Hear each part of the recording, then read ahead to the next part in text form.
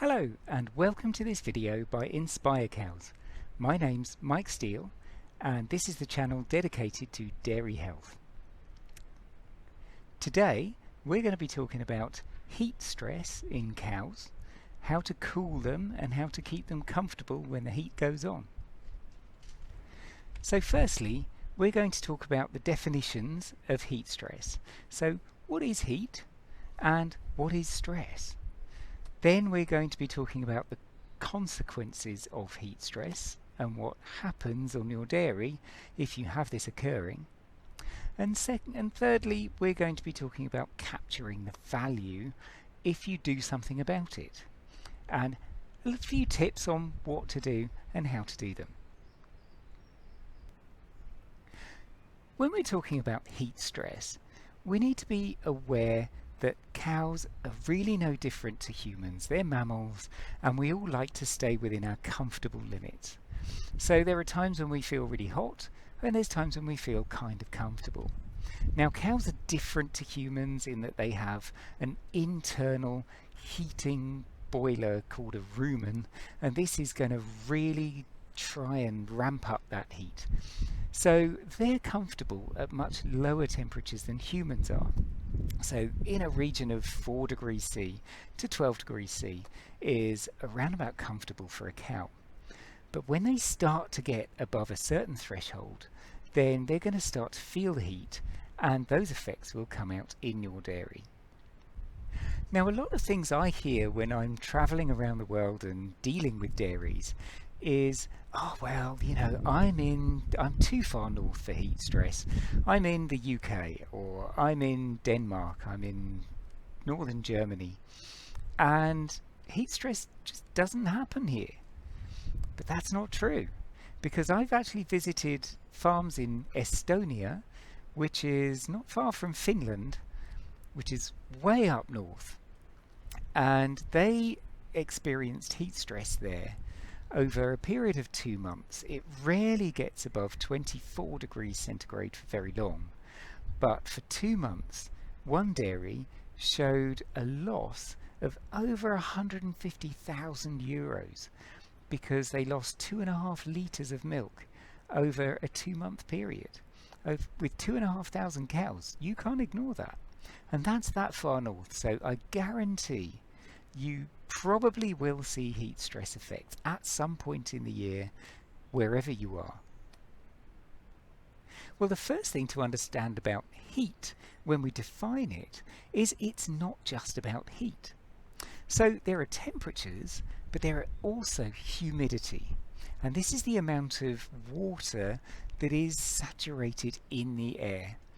Now we can test this, and there are YouTube videos. If you look up a relative humidity sling psychrometer, then you can find videos on how to do this. But really what they're doing is they're testing the temperature on a dry bulb of a thermometer against a wet bulb of a thermometer, and they're looking at the differences of those two.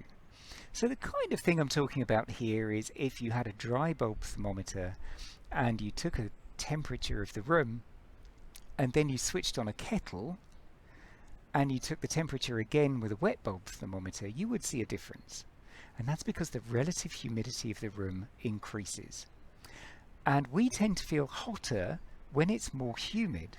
And the reason for this is because it's more difficult to evaporate heat from our skin. And it's the same with cows. So this means that we need to take into consideration temperature and humidity. And there are ways to do that. There are tables that you can find again on the internet called temperature humidity index. And these will show humidity on one side and temperature on the other, and you can see where you are on that map.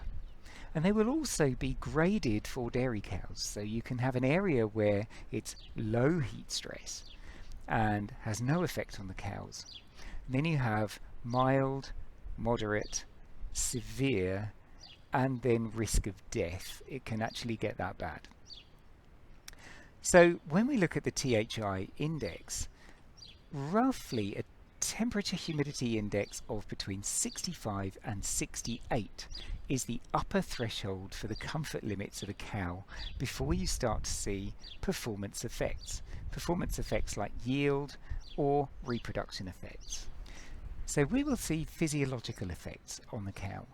So these will be things like a rise in steroid hormones, so cortisol. We can take a blood sample from a cow and we can see steroid hormones go up whenever we see heat stress. We can also see the level of white cells in the blood, which are the immune cells and fight pathogens. Now they will rise, but other types will fall, and these are the ones that protect them against viruses or help to repair mechanisms. Those ones tend to decrease. We also have a decrease of white cells go into the udder, so there's less protection in the udder for mastitis. We can also see a decrease in prolactin receptor production. Now, prolactin is the hormone in a cow that makes them make milk.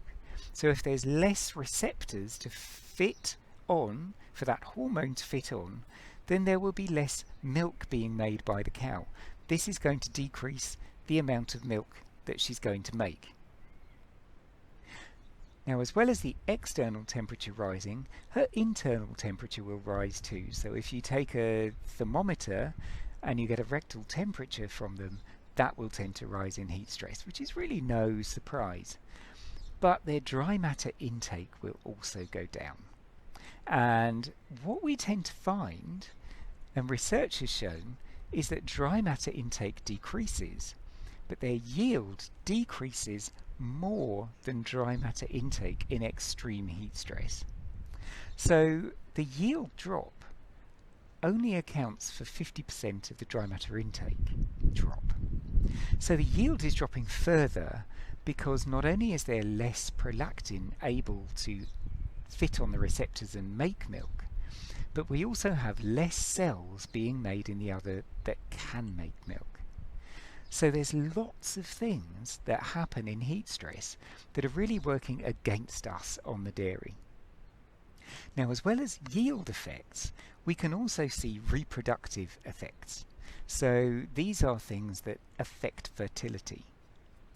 Now, when the heat rises, you get lower follicle growth, so not so many follicles actually tend to mature. There's a delay in the development of the follicle, and also luteolysis will decrease as well. So we see less cycling. And in extreme heat stress, it's actually well documented and well known when I travel to places like Pakistan or the Middle East, then they don't even try to get their cows pregnant in certain months of the year because they just know that they're not going to get pregnant. They don't show the signs of pregnancy because there's no follicles there because it's so hot. So are there any tools that you can use on the farm to help you detect that heat stress is actually there? And the answer is yes, there's plenty. The first one is just your eyes to walk around and see what the cows are doing and look at their behaviour. But there are other things too. Now, there is some fairly cheap things on the internet. You can get an anemometer here, which is a wind meter, and when the wind blows, the fan will go round and it will tell you maximum and minimum wind speed. It can also tell you the temperature, and some of the more expensive ones can tell you the temperature, humidity, and work out the temperature humidity index for you. So these are quite useful to do, but be aware you use them where the cows are going. So don't put them in the aisle where you're standing, and also don't measure wind speed way above the cow or in the middle of the barn. Go down to cow level and where they're sitting in the barn. So down at the level of the cubicle or stall, go down to their head height and measure wind speed there. Now, what about mechanisms of heat dissipation? So there are three ways that heat dissipates, and this is convection, conduction, and radiation. Now, convection is what we use normally. in building design. So when we're building a barn, we need to make sure that it's not only high enough for the heat to rise from the cow, they will drive this heat themselves. So the heat rises in the barn, but then if there's nowhere for it to go, as in the roof is closed at the top, then the heat will just circulate within the barn. So we need some kind of gap at the top to let that heat out and to drive the heat upwards. And this will also drive airflow through the barn too, because if heat is rising upwards and out through the ridge, then air is coming in through the sides or the ends of the barn. So this will also drive heat and airflow. Now there are minimum heights to a barn and minimum gradients of the roof as well.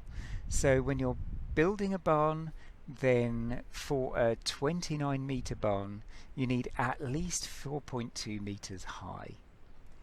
And you're also talking on any roof it should be over a 4 to 6% gradient.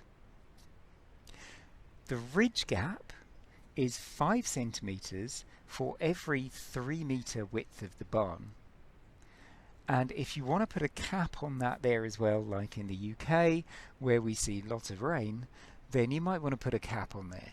And if you're putting a cap, then you need to make that at least a half of the height of the width of the ridge. So that addresses convection. Now radiation. Now radiation is how we radiate heat, and heat radiation comes from the animals themselves, and it can come from the sun too. Now radiation from the sun we can do something about, and when we're designing roofs or even sides of barns, then insulation is a great thing to consider. So insulation will stop the heat coming down to the roof of the barn and then radiating down onto the cows.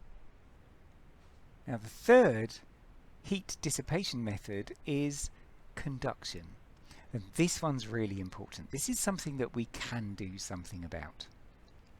As well as convection with airflow, so we can help it through with fans, we'll talk about that in a minute, but conduction is really important. Now if I'm feeling hot and I increase airflow over my face, then I feel cooler. But if I take some water and I put some of that against my cheek, I feel cooler already without any airflow. But if I put airflow over that, I cool down a lot more. Now this is because water has a property called the latent heat of evaporation. And when water evaporates, it actively takes energy out of you in order to dissipate itself and evaporate itself and dissipate that heat. And that's why it feels so much cooler. So water is a really good way to cool cows down, and it can sometimes be more cost effective than the fans, so it may be the first thing you think about rather than the second when you're talking about heat abatement. We're going to consider here airflow, and we're going to consider airflow in the barn. I've already shown you the anemometer, and now I'm going to show you a quick video of what I saw in the barn. Now when we're talking about airflow, it's tempting to install fans into your dairy, and this is a really good thing to do. However, where you put those fans, their position, their angle, their frequency in the building, and the amount of fans you have is really important. And sometimes the marketing methods that are used with the fans when people come to sell you fans in the dairy aren't quite the right things. A lot of companies give some really brilliant advice, but I see some farmers really just expecting the fans to do things that they just cannot do. So I'm not going to tell you how many fans to put in your barn or where to put them exactly, because that depends on the power and the type of fan that you have. But generally, if you have a barn, then you want the fans to always give at least 3 to 5 kilometers per hour airflow at cow level. So when you're positioning fans, I usually go for over the stalls first, because that's where the cows spend the most time, and it's when they're going to be ruminating, and it's when they're going to be making a lot of energy from that food that you're feeding them. And you do need to feed them slightly more food in heat stress conditions, because it takes energy to dissipate that heat. So it requires more energy as well as the energy it's taking to lactate. So the higher the yield, the more you will need to feed them, as well as a little bit more in heat stress as well. So consult your local nutritionists for that kind of advice.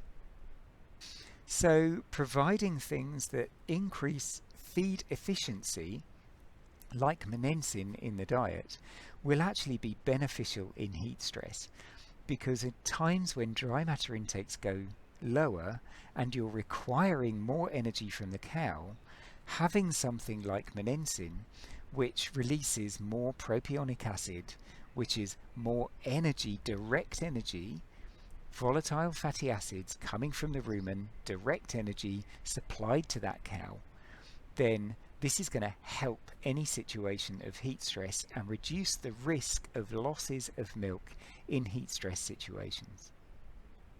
So the first way to cool a cow down, and the easiest way, is to put her under shade. And when you're building a barn, then east-west facing is a brilliant idea, because that's giving you the maximum amount of shade throughout the day as the sun rises from east and down to the west. Provide plenty of water to drink. It needs to be clean and it needs to have sufficient access. So when cows drink water, they need at least 10 centimeters linear access per cow. It's also good to think about sprinklers. Now, sprinklers are usually put along the feed face, usually above the head rails along the feed face, and the sprinklers need to be at least 30 centimeters above the top rail, because the cows are very curious and they can damage the nozzles if they can reach them. The next thing to consider is frequency of the nozzles. So you want one nozzle to cover roughly 3 cows, and you want them to cover the area from the neck to the top of the shoulders. There is no evidence to show that water sprinklers increase the risk of mastitis. Now, a lot of people talk about droplet size. Do we do misting or do we do visible droplets? The answer, and there was a great paper in Journal of Dairy Science in 2018 on this, the answer is most definitely droplets. Depending on whether you're in humid conditions or dry conditions, droplets are the answer. Misting is quite frequently, in my experience of walking around dairies anyway, quite frequently if you have fan systems and you have misting systems, then the fans just blow the mist out the barn. They tend to feel cool when you walk into the barn, so the humans are okay, but as far as the cow goes, if you go to cow level, makes no difference to the temperature humidity index there. So what cows do need to do is to be soaked with water, and then for the water to be turned off, or they go and lay down away from the water, and the airflow to evaporate the water from their skin. And that's what's really going to cool them. So it's not keeping the water on all day, which I have seen. That just creates a sauna for the cows. What you need to do is change the frequency. Now, from 24 to around 28 degrees C, I'm talking roughly because this is not including humidity, then you would want to use 1 minute of water on to 14 minutes of water off. As the temperature rises, then you increase that frequency. So if it rises to 28 to 30, 32 degrees C, then you can need to do 1 minute water for 10 minutes off. And when it gets above 32 degrees C up to the 40s and the 50s, then 1 minute water to 4 minutes off. So you just change the frequency. The other really important thing to consider, especially if you're in hot countries, is to continue the water at night as well as fans. So well into the night, keep that water going. Although it feels cooler to you, the cows will appreciate it, and you will see that money back. We've talked about sprinklers, and we've talked about the frequency of sprinklers and the droplet sizes and where the droplets should be going. Now let's consider priorities. Where do you start? If you've got limited amounts of money, what's the number one place you're going to go? And my advice would be the collection yard, because this is the one place that you're going to have lots of cows in one place, and they're going to be there for 10 to 30 minutes minimum. And this can have devastating effects on their physiology, because even 30 minutes at above that temperature humidity threshold of 65 to 68 is going to have physiological effects for much, much longer. So collection yard is the place to go to start with, and spraying water on the cows. Again, the frequency of water is important, so at lower temperatures 1 minute to 15, then 1 minute to 10, 1 minute to 4, depending on the rising temperatures. And then providing fans in the collection yard too. So water, then fans. Then the milking barn. And you could go to the milking barn and the same things apply. We've talked about barn design, we've talked about sprinklers and where to put them. So for my money, I would weigh up the electricity of the fans and the amount of money you would spend on the water and accessibility of water that you have, and see which one you think is going to be more effective. But for the cows, the water is going to be the one that will cool them down the most. And then what about your dry cows? Now, there has been some fascinating work done on this, and there was a paper in Journal of Dairy Science that was published on cooling dry cows down. Now, there are benefits to this, and you can see up to 5 litres difference in the lactation, 5 litres a day difference for the first 29 weeks of lactation, in fact, for cooling dry cows down. But when you do this, you have to do it for the whole dry period, because what they found was if they cooled cows down for just the far off or just the close-up periods, it was no different to not cooling them at all. But when they cooled them for the entire dry period, then you did see a difference in lactation and yield. So cooling the dry cows down is another great way to go forwards to maximise your lactation potential. Now what about cows that are out at pasture? Now there's less things you can do at pasture, but providing shade is the best. So make sure, if you can, that there are some trees available, or hedges, or some kind of shade available for your cows in hot weather. One tree is not enough, because the cows tend to all go underneath that tree, and there is a risk then for higher mastitis, or dirtier cows and dirtier udders, because they all tend to go under that one space. So they tend to be very, very dirty in those conditions.